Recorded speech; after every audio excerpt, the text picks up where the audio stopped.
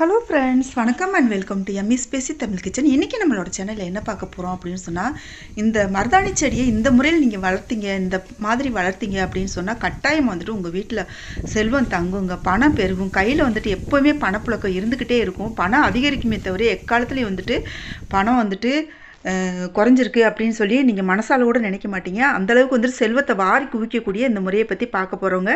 இது வந்துட்டு நம்மளோட முன்னோர்கள் வந்துட்டு வழி வழியாக இந்த முறைப்படி செஞ்சுட்டு வந்ததுங்க. அது என்ன அப்படின்னு சொல்லிட்டு பார்க்கலாம். வாங்க வீடியோக்குள்ளே போகலாம். இப்போவுமே நிறைய பேரோட வீடுகளில் வந்துட்டு இந்த வழிமுறைகளை பயன்படுத்திட்டு வர்றாங்க.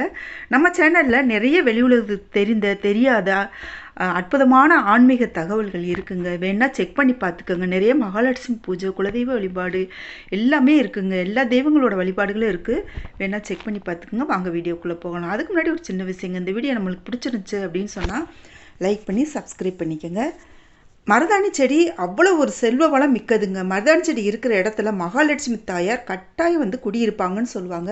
அவ்வளோ ஒரு செல்வ செழிப்பை தரக்கூடியது இந்த மருதாணி செடி. இந்த மருதாணி செடியை விதை போடுறதுக்கு முன்னாடி என்ன செய்வாங்க, பெரியவங்க என்ன செய்வாங்க அப்படின்னு சொன்னால், அந்த விதையை வந்துட்டு நைட்டே பாலில் ஊற வச்சுருவாங்க. நைட்டு பாலில் நல்லா கழுவிடுவாங்க. கழுவிட்டு நல்லா வடிகட்டியில் வச்சு வடிகட்டிட்டு அதை வந்துட்டு அந்த காலத்துல எல்லாம் வடிகட்டி இருக்காது இல்லையா, ஆதி காலத்தில். அப்போ என்ன செய்வாங்கன்னா, நல்ல தண்ணியில் ஊற வச்சுட்டு அந்த தண்ணி வந்துட்டு கைகளில் வந்து அந்த மருதாணி விதைகளோடு ஊற்றுவாங்களாம். அந்த தண்ணி மட்டும் போயிடும், அந்த விதைகள் இருக்கும் இல்லையா, அதை வந்துட்டு சுத்தமான பசும்பாலில் நைட்டே ஊற வச்சுட்டு மறுநாள் காலையில், அதாவது வியாழக்கிழமை நைட்டு வந்து ஊற வைப்பாங்களாம். வெள்ளிக்கிழமை காலையில் வந்துட்டு அந்த மருதாணி விதைகளை எடுத்து நல்லா மண் வந்து கிளறி விட்டுட்டு அதில் வந்து விதைச்சி வைப்பாங்களாம். விதைச்சி வச்சுட்டு அதுக்கு பின்னாடி அங்கங்கே வந்து எங்கெல்லாம் ஊண்ட முடியுமோ கொஞ்சம் பெரிய விதையாக செடியாக வளர்ந்த பின்னாடி அதுக்கு பின்னாடி ஊண்டி வைப்பாங்களாம். அது அவ்வளோ ஒரு நல்ல மகத்துவம் வாய்ந்ததுன்னு சொல்லுவாங்க. அந்த ஊண்டி வச்சுட்டு கொஞ்சம் பெரிய செடியாக வளர்ந்த பின்னாடி எந்தெந்த இடத்துலலாம் ஊண்டணுமோ ஊண்டி வச்சுட்டு அதுக்கு பின்னாடி என்ன செய்வாங்களாம், வெள்ளிக்கிழமை செவ்வாய்க்கிழமைகள்ல எல்லாம் பாருங்கள், நம்ம சாமிக்கு பூஜை அறையில் வந்து தீப தூபம் காட்டுறோம் இல்லையா, சாம்பிராணி பற்றி காட்டுறோம் இல்லையா, அதே மாதிரி அந்த மருதாணி செடியோட வேர் பகுதியில், அதாவது வேர்லேருந்து அப்போ செடி வரும் இல்லையா, அந்த இடத்துல வந்துட்டு அதோட தண்டு பகுதியில் சந்தன குங்குமம் தொட்டு வச்சுட்டு அதுக்கும் வந்துட்டு தீபத்தூபம் வந்து காட்டுவாங்களாம். ஒரு சிலர் பாருங்கள் அந்த தினமுமே செய்வாங்களாம். அந்த காலத்தில் நம்ம பெரியவங்க இருக்காங்க இல்லையா, தினமுமே செய்வாங்களாம். இது வந்துட்டு இப்போவுமே நிறைய பேரோட வீடுகளில் வந்து செஞ்சுக்கிட்டு இருக்காங்க. இது வந்து உங்களுக்கு வெளி உலகத்துக்கு தெரியுமா என்னன்னு தெரியலை. ஆனால் வந்து இது வந்துட்டு அவ்வளோ ஒரு வீட்டில் வந்துட்டு செல்வம் பெருகிக்கிட்டே தான் இருக்குமா அந்த குடும்பத்தில் வந்துட்டு. ஒரு சிலர் நம்ம நினைப்போம், இவங்க மட்டும் என்ன ஒரு குறுப்பெயர்ச்சி, ராகு கேது பெயர்ச்சி, எந்த ஒரு இது வந்தாலும், எந்த ஒரு கெட்ட நேரம் வந்தாலும் இவங்க குடும்பம் மட்டும் நம்ம நல்லாவே இருக்காங்களே, எப்போவுமே வந்துட்டு இவங்களுக்கு மட்டும் கஷ்டன்ற ஒன்றே வரவே வரமாட்டேனுதே அப்படின்னு கூட ஒரு சிலர் நினைப்பாங்க. அதுக்கு காரணம் இது மாதிரி ஒரு சூட்சுமமான ஒரு சில விஷயங்களை பின்பற்றுறது தாங்க.